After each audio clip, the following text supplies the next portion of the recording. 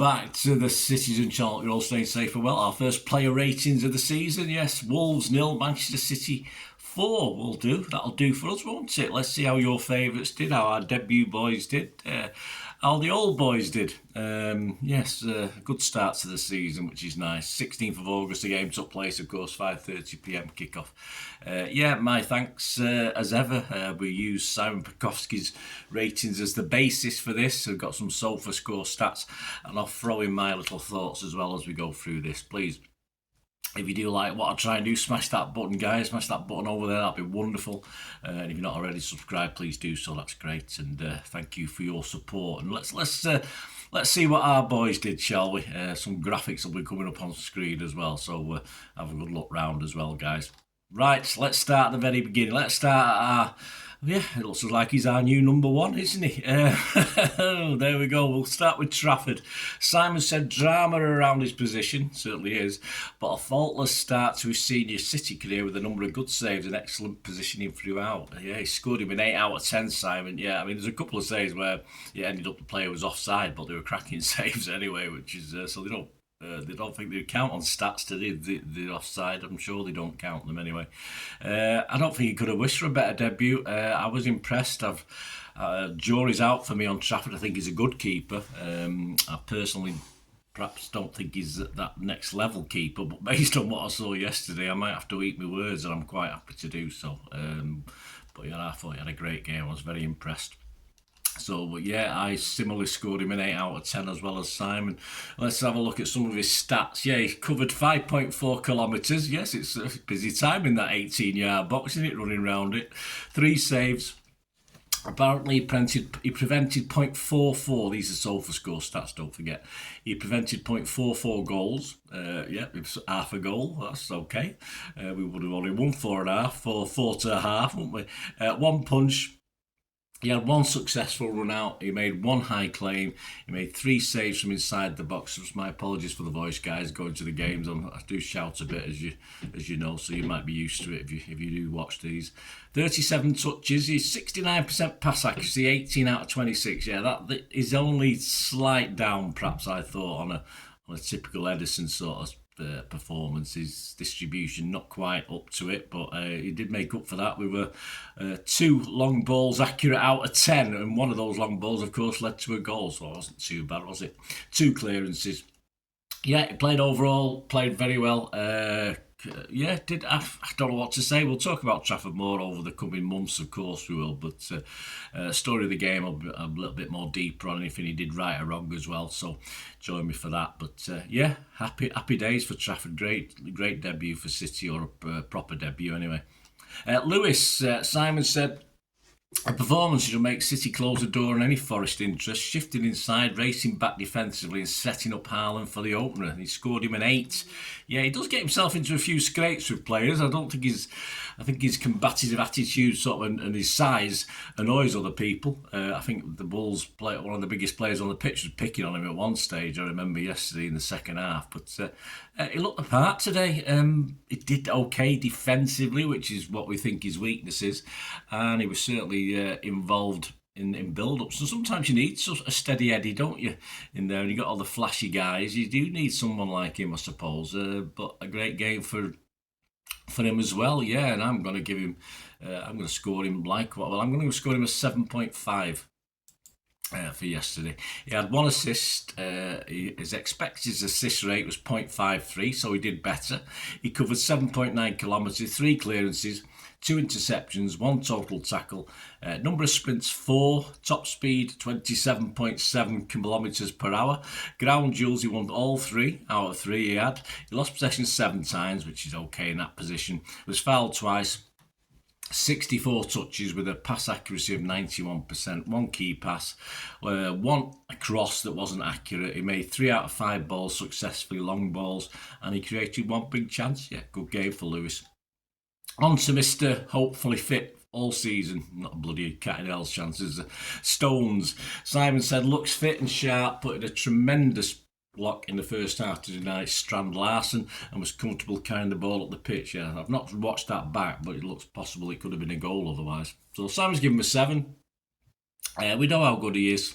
we don't need to know that, but we know it'll sort of turn to shit before we know it, doesn't it? Unfortunately, but that's how it is. I've given him a 7.5 stones. I've given him a bit higher than Simon on that one. He covered 9.5 kilometres distance, 2 clearances, 1 block shot. He sprinted 15 times, top speed of 28.6 kilometres per hour.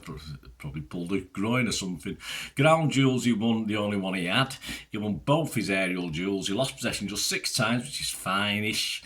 Touches 63 with a 93% pass accuracy.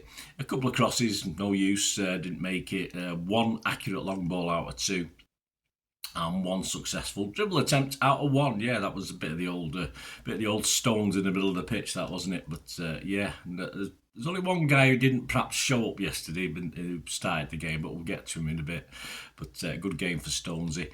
Diaz, Simon said nearly undone by an early error, but recovered well and worked well with Nori on the left. So he's given him a 7. I've only given him 6.5. I thought it was a little bit sloppy once or twice. There's a couple of where he sort of switched off. But I did read a stat this morning before I came on here, and apparently in 13, they only made 13 starts together, Diaz and Stones, and they've only conceded 1 goal. But just think if we had a fit Stonesy, we might have had a lot better. Who knows? Probably would have done. Of course we would. Distance covered 11.2 kilometres from Diaz. He works hard. 3 clearances, 1 block shot, 1 interception, 10 sprints, 30.8 kilometres an hour. It's quicker than I thought. Aerial duels, he didn't win it. He only had 1. He lost that one, no surprise. He lost possession 7 times. He had 81 touches with a 91% pass accuracy, and he made 3 long ball attempts, 1 of which was accurate. Right, on to the guy who's been showing a lot in pre-season over in the US, and of course he's well known at Molineux, although he didn't get the treatment Nunes got, but he didn't leave under the same circumstances, I suppose. Nori, Simon said a quiet return to Molineux, but there was no bad thing as he smartly got himself out of a number of tricky positions. Yeah, he did. I tell you what, they sort of targeted him, didn't they, on that right-hand side, the first half and the second half, and he sort of got away with it most of the time, but he was given a bit of a chasing, wasn't he, over on that side. Simon's given him a 7.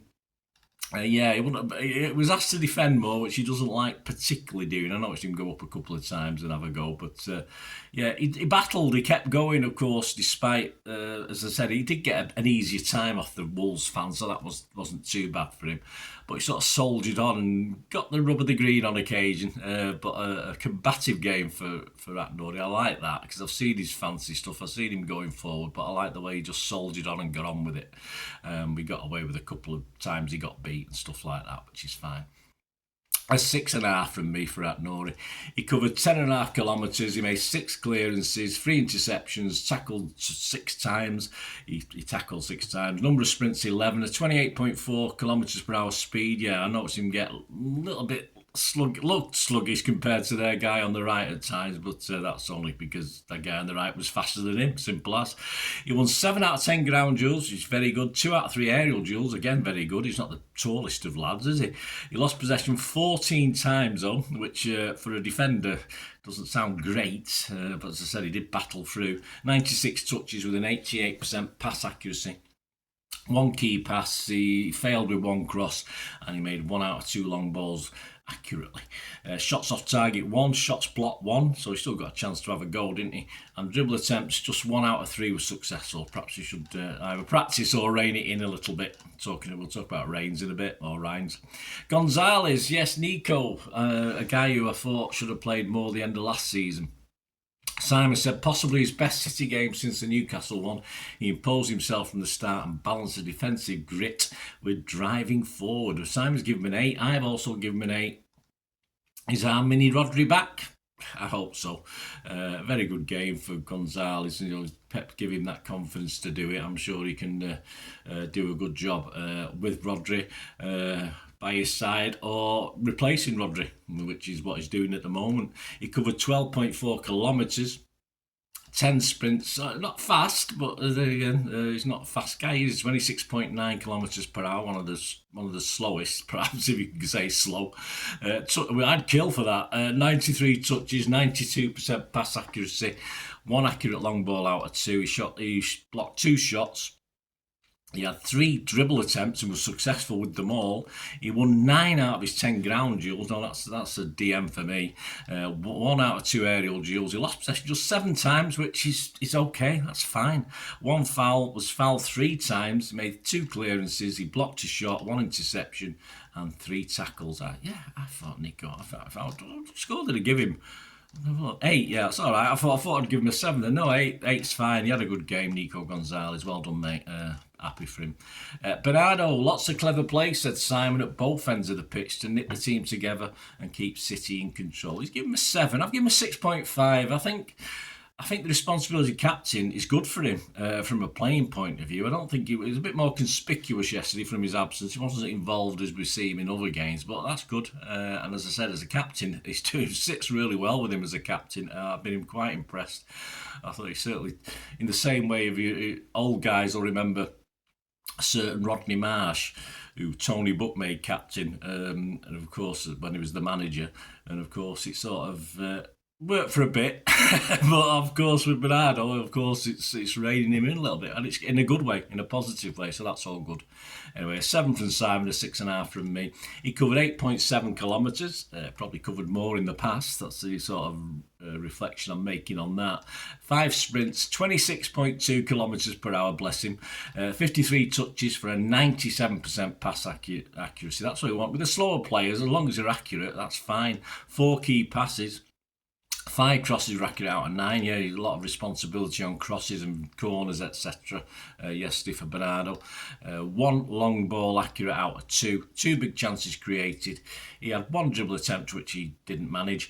He won 4 out of 9 ground duels. You don't expect him to win too many of those. Lost possession 9 times, which is fine. Okay, again, he made 1 foul, 1 clearance, 4 tackles, and was dribbled past once. On to the guy that's most people's man of the match, Reinders. Turned a sluggish start into a masterclass, said Simon, with brilliant contributions to all 3 goals. What a signing he looks. He certainly does. The papers are all raving over him. Please, as I said, check out my story of the game. I'll have a bit more about Reinders and City as a whole and what the papers are saying, etc. Yeah, he's given him a 9, Simon. I've had to agree. I've given him a 9 as well. I mean, where's he been all our lives? Well, he probably wasn't born for most of mine, but you can't really get a debut much better than that, I don't think. Yeah, a 9 out of 10 for me as well. 1 goal.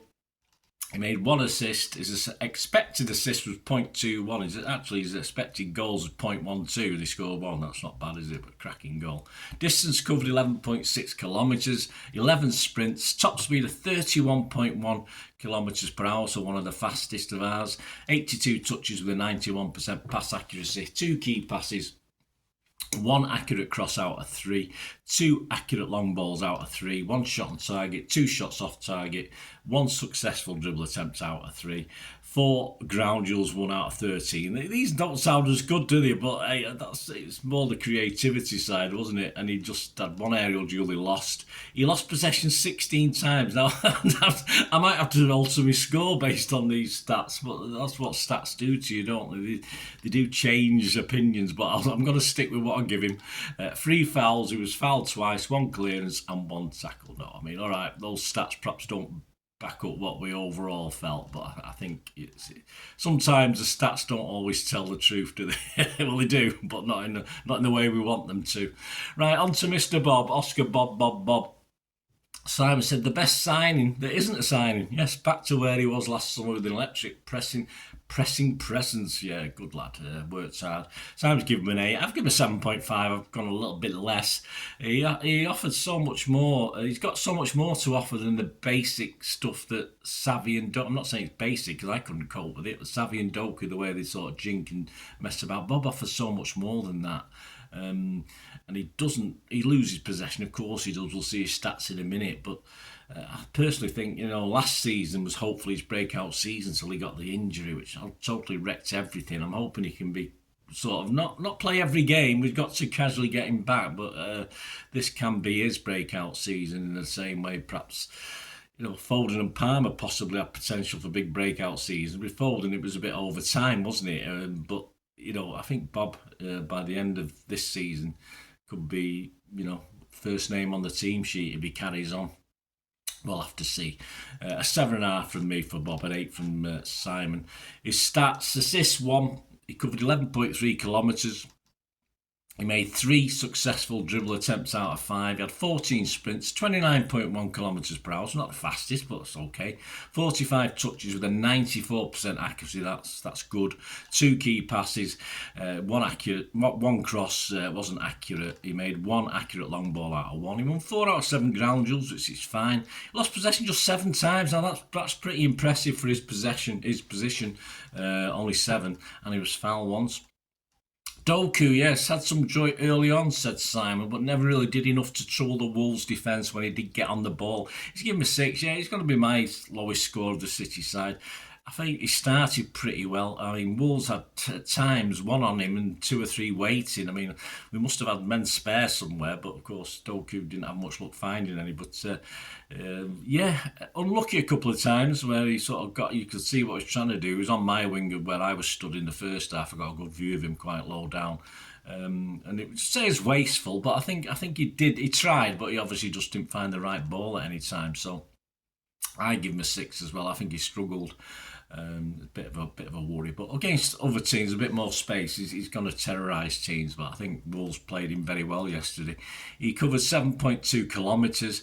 He had 1 successful dribble attempt out of 3, 6 sprints, top speed 28.9, bit misleading, that's not high, is it really, kilometres per hour, 32 touches with a 95% pass accuracy. Yeah, but he couldn't, he was willing to turn and just play it, an ordinary ball, if you like, just to keep control, and Pep will like that side of it. So it doesn't look very spectacular, of course it doesn't.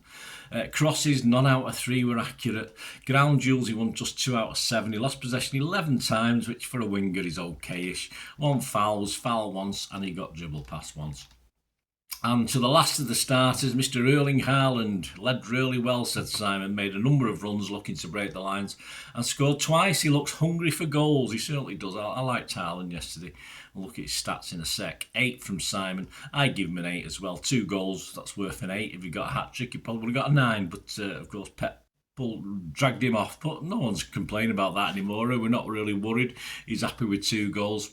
Someone said he was a bit grumpy at half time. I don't know what that was about. If you know, guys, let me know what was happening. Anyway, yeah, I give him an 8 as well. He scored 2 goals. Expected goals was 2.01. Bloody hey, mate, you're useless. 0.01 less than what you should have done. What are you doing? Distance covered 8.1 kilometres, which isn't bad, is it? Shots on target 2, shots off target 4. He made 1 successful dribble attempt out of 1. He missed 2 big chances. 14 sprints. His top speed was 29.9 kilometres per hour. Let's get up to 30, mate. Come on. 12 touches with a 50% pass accuracy. He only made 2 out of 4. Ground duels, he won 1 out of 3. Aerial duels, he won 3 out of 3. That's good. Saying he needs to work on his aerial combativeness, and that's good. Possession lost 3 times. That's okay, although he didn't touch it that much. Fouls 1. He made 1 tackle.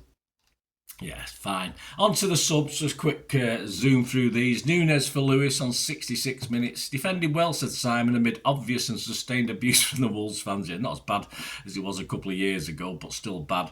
He got a 7 from Simon. I give him a 6.5. He was on, if a player's on for more than 30 minutes, I give him a rating, and he was just. I think he did well enough as a defender. It was hard. A bit like Atnori on the other side. He got away with things, but he worked at it, and he kept going. Not very subtle, but, he did okay under not nice circumstances with the Wolves fans, obviously not as bad as they have been, but of course baying for his not baying for his blood, but not happy with him, put it that way. 6.5 from me, as I said. Distance covered 3.5 kilometres, 8 sprints, 32.3 kilometres per hour. He's a fast lad. 25 touches with a 93% pass accuracy. That's fine. He lost possession just 3 times, okay-ish. Was fouled once, 3 clearances and 1 tackle.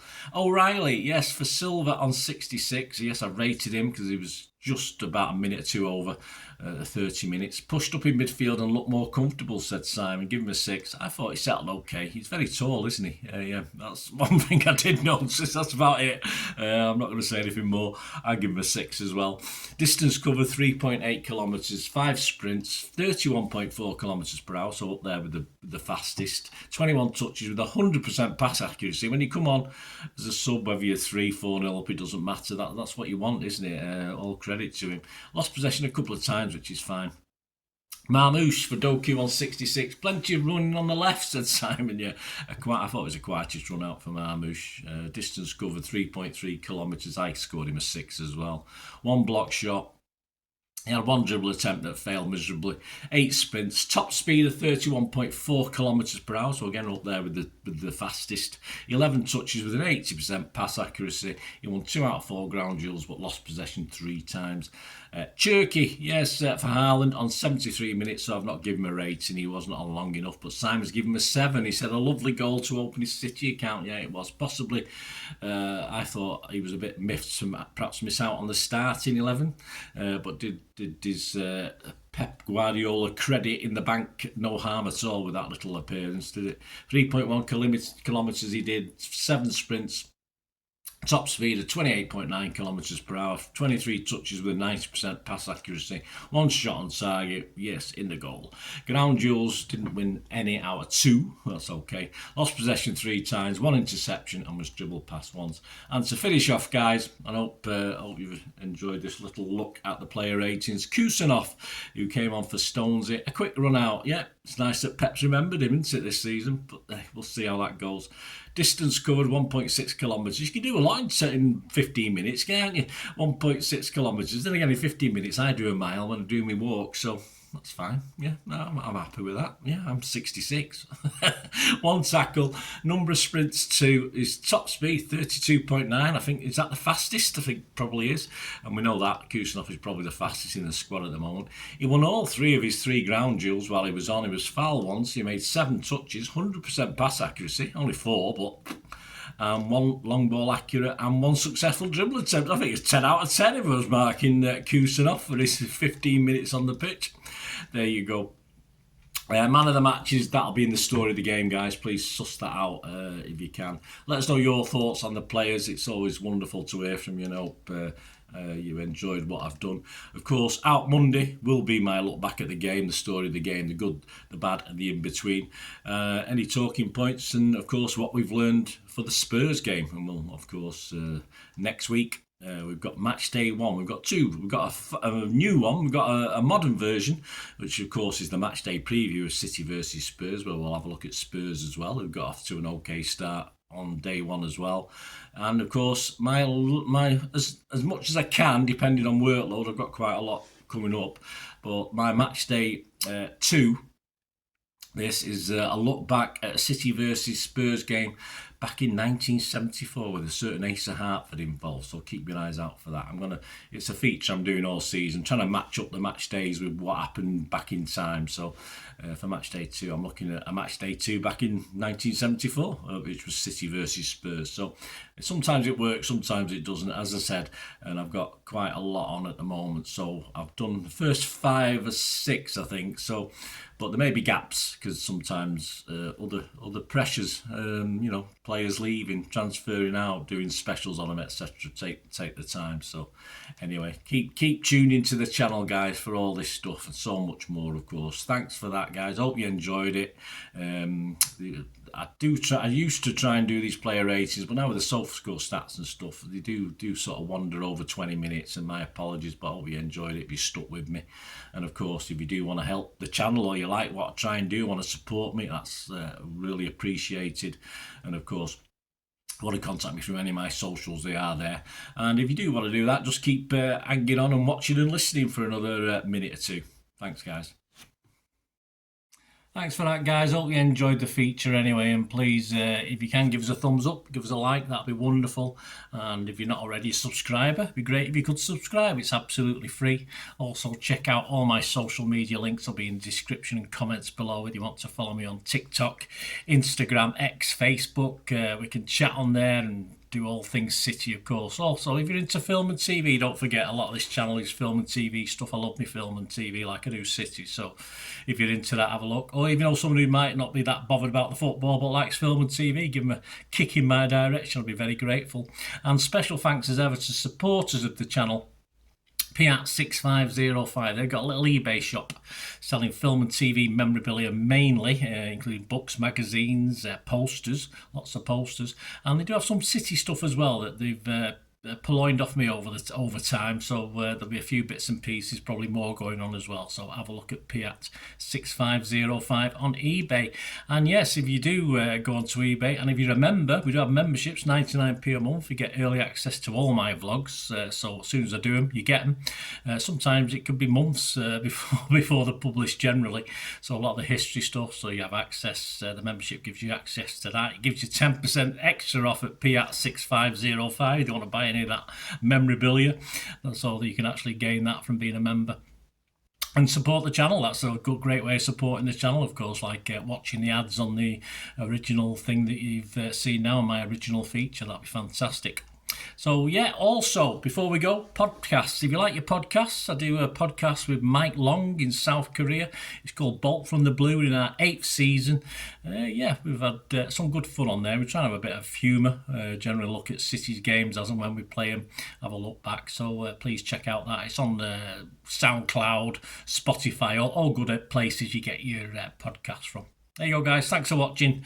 Hope you enjoyed everything about this feature, and you didn't mind me asking you about this at the end. And please, all I ever ask for you is to stay safe, everyone, especially you Blues.